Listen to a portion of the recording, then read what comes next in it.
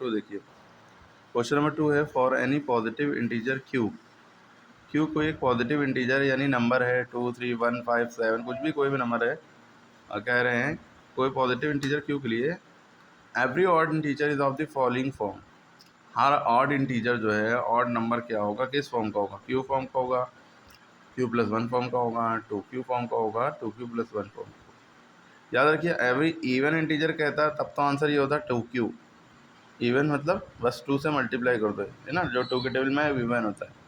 तो कोई भी इंटीजर होता है 1 2 3, क्यू की वैल्यू 1 2 3 कुछ भी होती, 2 से मल्टीप्लाई इवन हो जाता है। लेकिन यहाँ क्या लिखा है, ऑड। ऑड जब आता है जब किसी इवन नंबर में 1 प्लस कर दो, तो इसका आंसर ये हो जाएगा 2q प्लस 1, यानी इवन ये आ गया, है ना, 2 से मल्टीप्लाई हो गया और 1 प्लस कर दो। तो मान लो क्यू की वैल्यू 1 है, ठीक है। और जैसे हमने 2q प्लस 1, क्योंकि ऑड फॉर्म पूछ रहे हैं तो ऑड फॉर्म याद रखिएगा 2q प्लस 1 होती है। क्यों, अगर q की वैल्यू अगर 1 है तो 2 और q के बीच में मल्टीप्लाई छुपा हुआ है, q की वैल्यू 1 रखी प्लस 1, 2 1 2 प्लस 1, ये कितना हो गया 3। अब 3 क्या होता है, ऑड नंबर। इसी तरह अगर हम 2q प्लस 1 ऑड नंबर की फॉर्म मान रहे हैं, q की वैल्यू अगर हम 2 रखें तो 2 इंटू 2 प्लस 1, है ना, 2 2 4 प्लस 1 हो गया 5, है ना। इसी तरह क्यू की वैल्यू 3 रखते जाओ, 4 रखते जाओ, सारी वैल्यू रखते जाओ, अपने आप 7 और 9 ऐसे आंसर आएगा, यानी ऑड नंबर की फॉर्म में आंसर आएगा।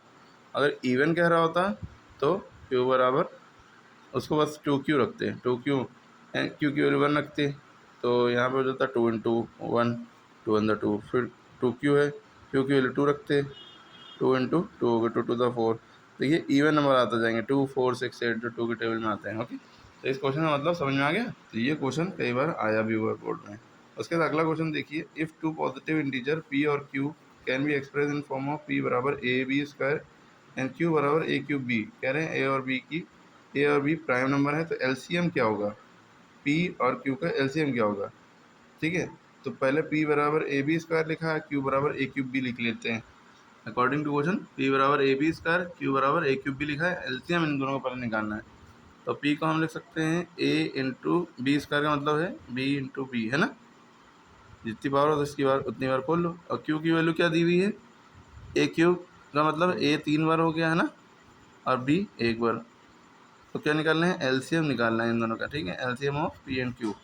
तो जो कॉमन है वो तो है ही है, और जो बच गया a इंटू ए, वो भी हमारा एलसीएम में आ जाएगा, ठीक है। जो कॉमन है उसको एक बार लिख लेंगे और जो बच गया उसको भी लिख लेंगे ना।